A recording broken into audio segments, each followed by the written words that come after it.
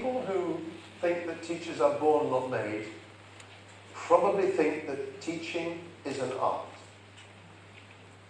And that's it.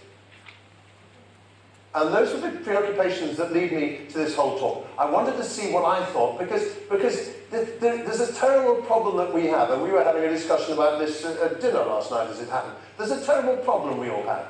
You go to see a teacher. How do you know they're a good teacher? And sometimes you walk out of the lesson, you just say, wow, she's amazing. What's she got? She's just a born teacher. Is teaching an art?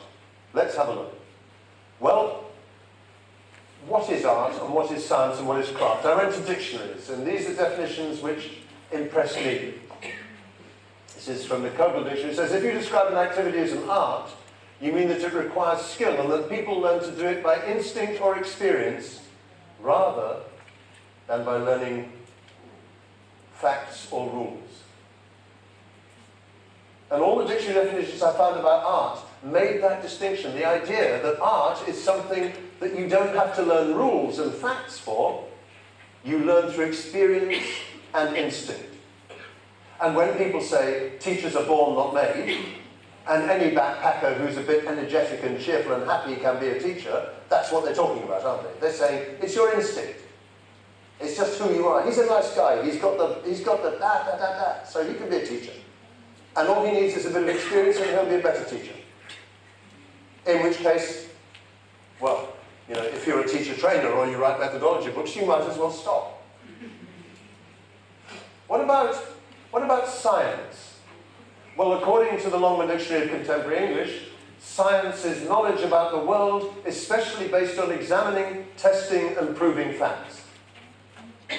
And as far as I can see, that is exactly the opposite of what we've just described. If it says art is people learn to do it by instinct or experience, when science is something you learn by testing things, by knowing things, by researching things, by examining, testing, and proving things. And the craft? Well, the skills needed for a particular profession. The musician spends years perfecting his craft. So what I want to do now is to spend the rest of this short time having a look at those three things, art, science, and craft, and how they apply to what we do. Because I insist that what we do is a noble profession, but it is a profession, not a hobby.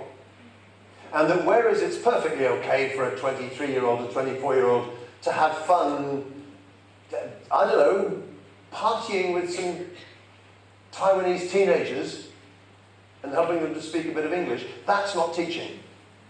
That's the beginning of teaching maybe, but it's not teaching. Teaching is something else. Teaching is what the people in this room do.